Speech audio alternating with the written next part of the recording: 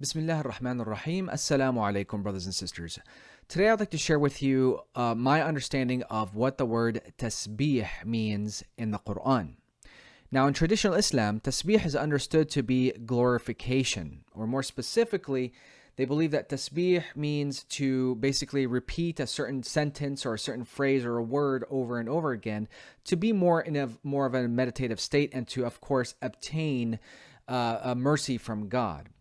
Now, I do agree to an extent that tasbih can signify a type of glorification. I do agree to that. However, when we examine this term in the Quran, we see that there is a far deeper meaning than just a glorification. So today I want to share with you what I understand of this term. Let's begin. Now, what really caught my interest regarding this topic was Surah 48, verse 9, which reads, لِتُؤْمِنُوا بِاللَّهِ وَرَسُولِهِ وَتُعَزِّرُوهُ وَتُوَقِّرُوهُ وَتُسَبِّحُوهُ بُكْرَةً وَأَصِيلًا. So that you may believe in God and His Messenger, and to support Him, and honor Him, and sabbih Him day and night. Now, this phrase is interesting. Actually, it's the last word that's interesting. It says, sabbih Him. The question is, does sabbih Him, does it refer to Him as in God or Him the Messenger? Note this translation here. To support Him, honor Him, and praise Him, according to this translation, all three of these things apply to God. We support, honor, and praise God, or sabbih God. But interestingly, if you look at other translators like Dr. Mustafa Khattab, he says that he translates this verse as support and honor the messenger, whereas we sabbih God. So there is a discrepancy as far as interpreting this verse. And what's interesting is that even traditional Muslims are not being very, very consistent with their quote-unquote grammatical rules in this respect. To me, when I read this verse, okay, very objectively, as objective as I can be, these three terms apply to the messenger. We are to believe in God and His messenger, and to support His messenger, honor His messenger, and sabbih His messenger. Okay, day and night. Does this mean we are to glorify Muhammad? No. The term that's used here is messenger. Okay, so the focus is on the actual message itself. It's like saying to support the message, to honor the message, and to sabbih the message. Okay? So now the question is, so what does sabbih mean? Does it mean we glorify the Quran? The answer should be no, because we don't glorify the Quran. Okay, we glorify God. We don't glorify the Quran, but we glorify God. So now the question is, what does sabbih mean in this case? So let's begin by defining the term sabbih, and inshallah I will provide other Quranic verses so that we can gain a perspective at what tasbih actually means. So let's start by defining the term tasbih. It comes from the root sabaha. And according to Maqayis al-Lugha, one aspect of sabaha means as-sa'i. Okay, as-sa'i means to strive or to work. More specifically, it's a striving or working within a certain confinement. To move, to work within a certain confinement. This is why in the Arabic language, when a person is swimming in a body of water, obviously, in a pool or in a lake, he or she is swimming. They are in a state of tasbih. Why? Because they are working, moving within a confined body of water. Okay, and of course, we always use the Quran as the primary mover in defining Arabic words. So let's look in the Quran really quick. Surah 21, verse 33. It says, وَهُوَ الَّذِي خَلَقَ اللَّيْلَ وَالنَّهَارَ وَالشَّمْسَ وَالْقَمَرَ كُلٌّ فِي فَلَكٍ يَسْبَحُونَ. He is the one who created the night and the day, and the sun and the moon, each one of them in the orbit, yasbahun. Okay? Each one of those heavenly bodies move in their orbit, yasbahun. They are in their orbit, yasbahun, which signifies that these bodies these heavenly bodies are moving within a certain confinement. They are working, moving within a certain confinement. You see that? So again, the root definition of the term sabaha is to move or to work within an assigned confinement given by God. So with this root definition in mind, let's approach other Quranic verses that utilize this term. So now that we understand that the root definition of sabaha signifies the process of working or moving within an assigned confinement given by God, let's examine various verses in the Quran that utilizes this term. Let's start with Surah 24, verse 41. Okay, the common translation of this verse is as follows. Do you not realize that God is glorified, yusabbih, by whatever is in the heavens and the earth? And even the birds know in formation. Each knows its prayer, its salah, and its manner of praise, its tasbeeh. God knows well what they do. Okay, this again is the common translation, common interpretation of this verse. Notice here that according to this translation, this means that everything is glorifying God, and everything knows its own prayer, and it knows its own glorification. Now, I don't know about you guys, but to me, it doesn't make sense that there are things in the heavens and the earth that are glorifying God, sending praises to God all the time. It simply does not make sense. Instead, if we apply the root definition here, we will get a clearer understanding as to what God is talking about. So, it says, Alam tara anna Allah, do you not see that to God, yusabbih, everything to Him in the heavens and the earth. So, everything in the heavens and the earth, yusabbih, they work within their assigned confinements. Everything in the heavens and the earth work within their own assigned confinements to God. You see that? And it says, وَالطَّيْرُ صَافَّاتٍ. Why does God talk about birds flying in formations? Because again, those birds are working in their natural assigned things that God has given to them. They are flying in a formation. This is how they fly. This is how they can fly in a formation. Okay, so as we can see, tasbeeh here does not mean to glorify. It signifies how everything in the heavens and the earth work within their own assigned confinements given by God. Now look at this. Then it says, كُلٌّ قَدْ عَلِمَ صَلَاتَهُ وَتَسْبِيحَهُ. Every one of them knows its salah and tasbeeh. According to traditionalists, this means that they all know, each of one of them knows how to pray and how to glorify. No. Every one of them knows its salah, its adherence to the laws that God has assigned for it. Okay? And tasbih, its movements, its working within the assignments given to them. You see that? And this is why God says, Wallahu alimun bima yaf'alun, and God knows what they do, what they are doing.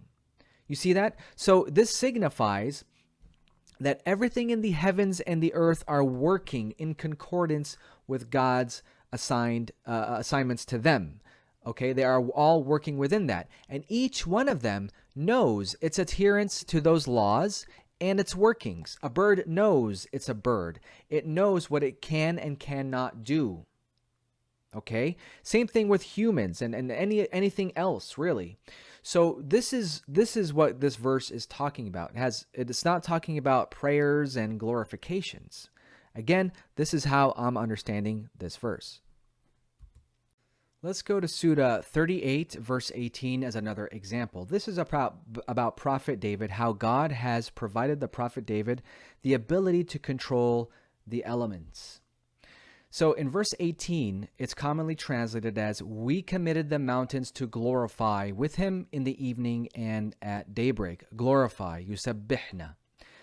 Again, does this mean that God gave the mountains the ability to send praises to God with Prophet David? Or does it mean something else? Again, focusing on the root definition, yusabbihna signifies the process of being assigned the work and duty to work within a certain confinement given to them. Okay? So, in other words, it says here, we have subdued the mountain with him, working within our confinements with the night and the day. You see that? And this is why in the next verse, and the birds gather together, all obedient to him. So it's not that God gave David the ability to tell the mountain to glorify God, no, but that it is to work within the confinements, because David was given that ability to assign the elements to work for him. You see that? So yusabbihna in this verse obviously indicates that they are working within the confinements given to them.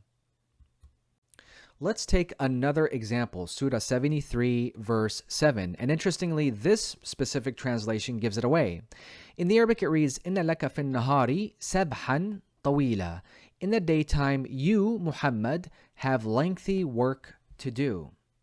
So the context, right? God tells the Prophet Muhammad that we are going to send to you the Quranic revelations and you are to recite it during the night. All right? During the night. Then God tells the Prophet that during the day he has sabahan, that is long. Sabahan, that is long.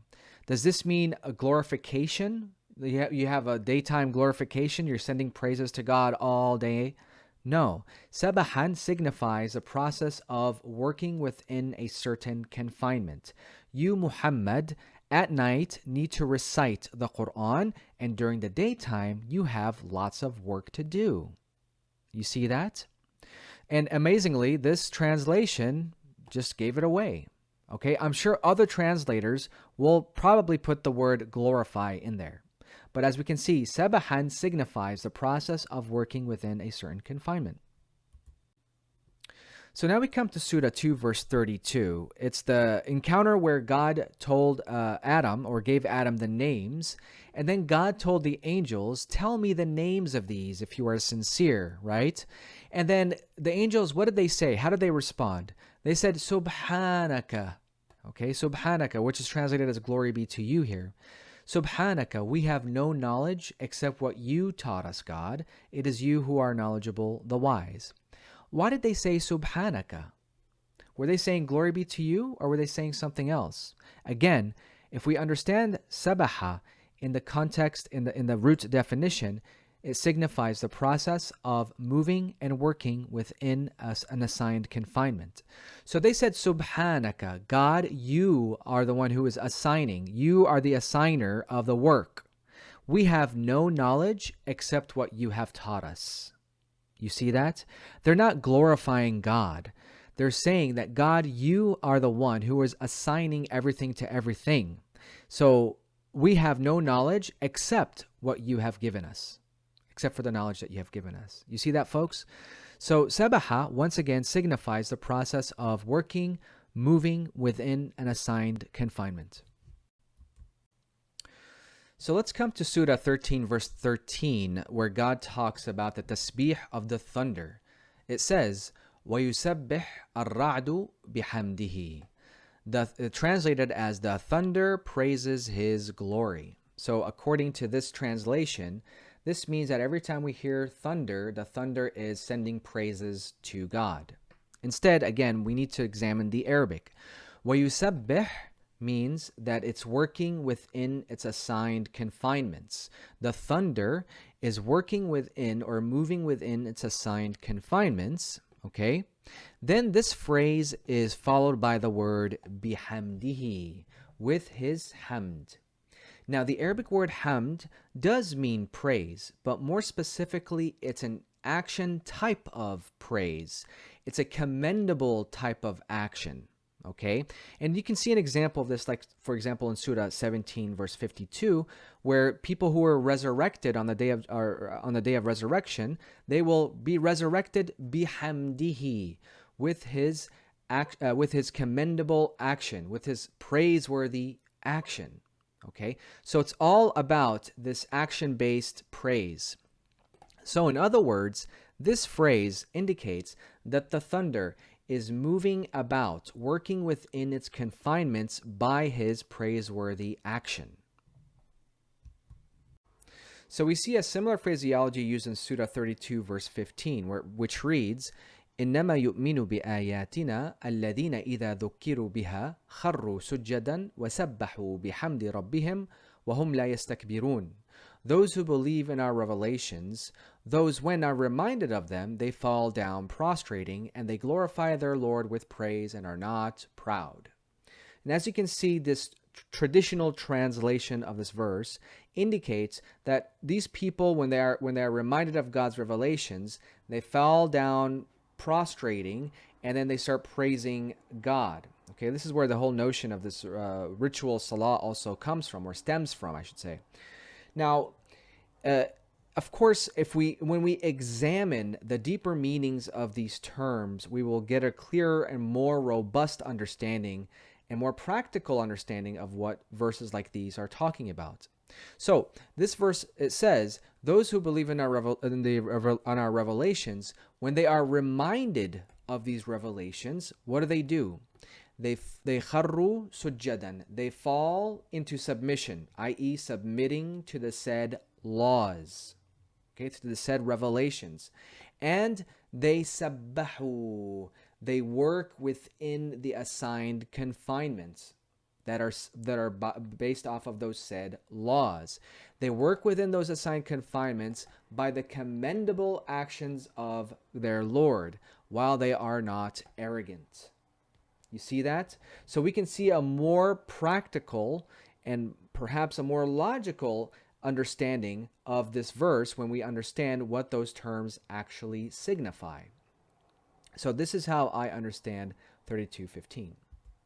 So let's take an example from Surah 50, verse 39, where God is instructing the Prophet to sabbih him during specific times. It says, فَاصْبِرْ عَلَى مَا يَقُولُونَ وَسَبِّحْ بِحَمْدِ رَبِّكَ قَبْلَ طُلُوعِ الشَّمْسِ وَقَبْلَ الْغُرُوبِ وَمِنَ اللَّيْلِ فَسَبِّحْهُ وَأَدْبَارَ السُّجُودِ.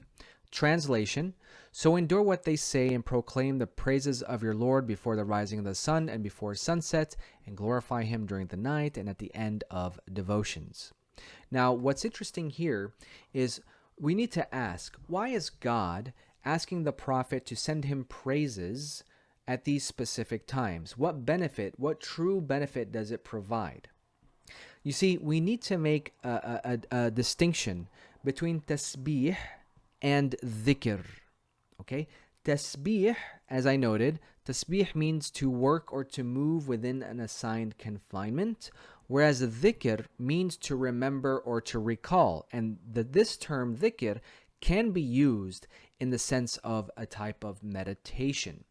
I'll give you an example, like in Surah 3, verse 41, where God tells Prophet Zakaria, وَاذْكُرْ رَبَّكَ كَثِيرًا وَسَبِّحْ بِالْعَشِيِّ وَالْإِبْكَارِ. Remember your Lord a lot, and work within the assigned confinements in the evening and the dawn. So as you can see, there is a difference. Dhikr can be utilized in the context of glorification, praises, and so on, whereas tasbeeh simply signifies the process of working within an assigned confinement. So, when we come back to Surah 50, verse 39, God tells the Prophet, فَاصْبِرْ عَلَى مَا يَقُولُونَ. So be patient, Muhammad, with what they are saying.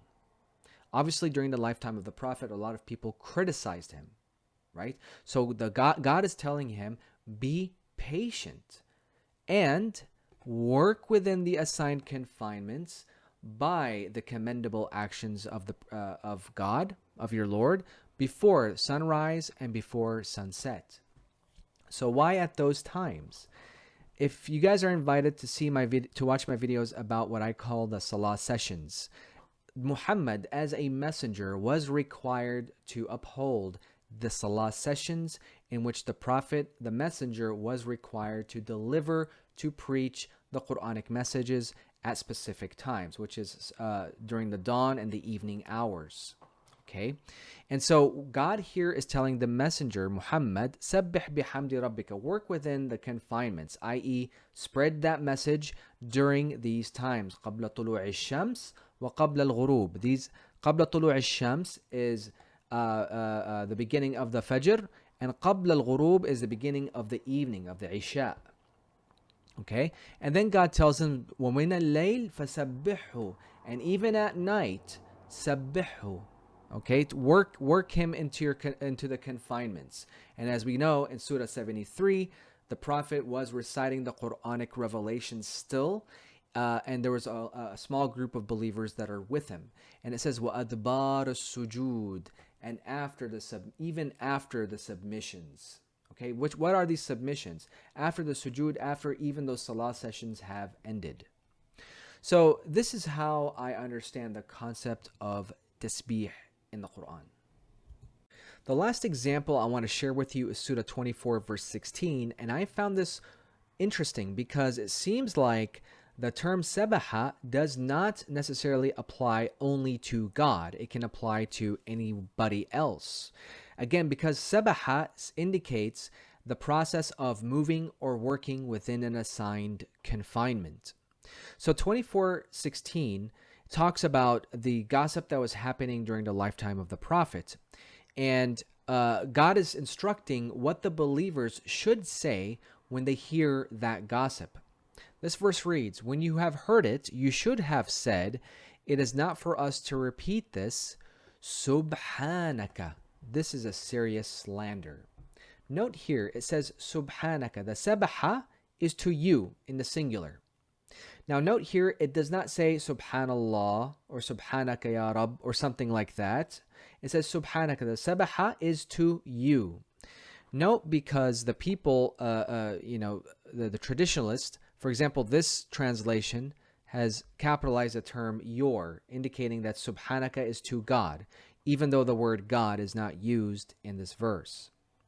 So when I read this verse, again, objectively, it seems to indicate that Subhanaka is referring specifically to a person within the group, or the group generally speaking. Okay? So Subhanaka is applying to human beings. Why are these believers required to say these words to those people? They're saying Subhanaka, your workings, your assigned workings. In other words, I am not part of those workings that you guys have assigned to yourselves. You see that? That's why they said Subhanaka. I'm far removed from the workings that you guys are assigned to do to yourselves. So now that we understand what sabaha means in the Arabic language, sabaha means to work or to move within an assigned confinement given. Let's come back to Surah 48, verse 9, the ultimate verse that's in question, where God tells us to sabbih the messenger. God says to believe in God and his messenger, and to support him, and to honor him, and to sabbih him day and night. So what does it mean to sabbih the messenger? Remember, we said messenger, the term messenger specifically, is tied to the message itself. And so God says, sabbih the message. Work within the assigned confinements of the message, the Quran. You see that? So basically, as long as we are working within the confinements of the Quran, of the message itself, then we are believing in God and his messenger. This is how I understand what tasbih is according to the Quran. Wassalamu alaikum.